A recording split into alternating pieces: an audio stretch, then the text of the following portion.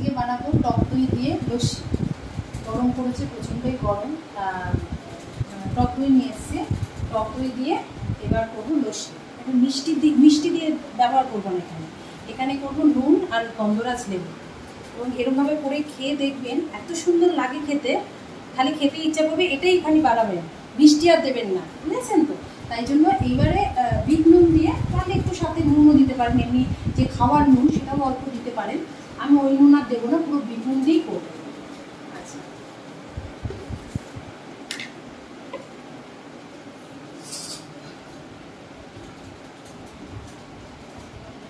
নিয়ে নিয়েছি টক দই,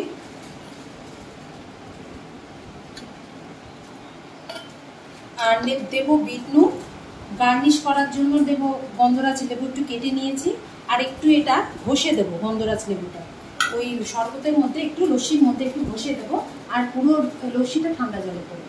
আর লাস্টে একটু বরফ কুচি দিয়ে দেবো। এটাকে একটু মিক্সারে একবার ঘুরিয়ে নেব।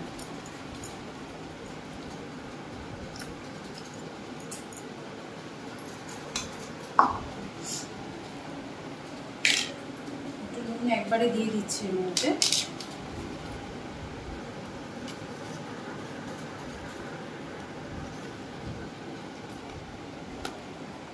পরে টেস্ট করে দেখবো, যদি নুন লাগে তখন আবার দেবো।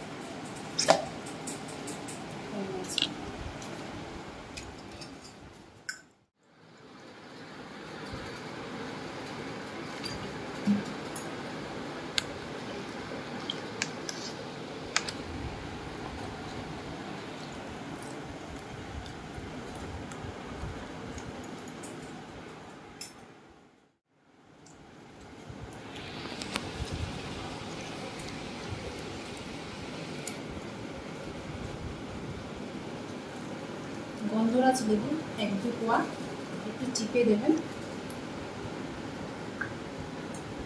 আর একটু এই যে গন্ধরাজ লেবুর যে খোসাটা, এই খোসাটা একটু ঘষে দেবেন।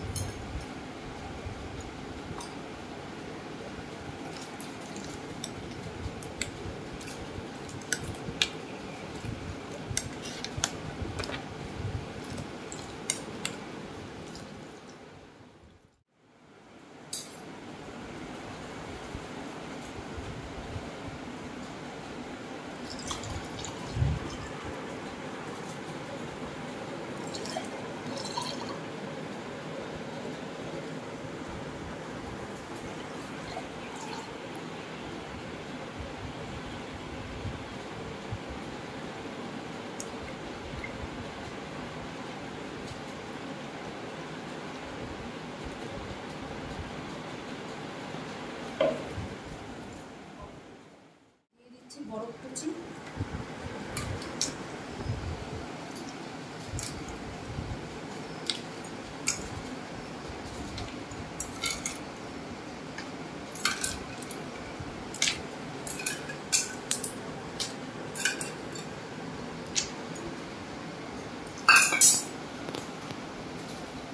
গার্নিশ করার জন্য দিয়ে দিচ্ছি লেবু, গন্ধরাজ লেবু, পাতলা পাতলা কেটে রেখেছিলাম।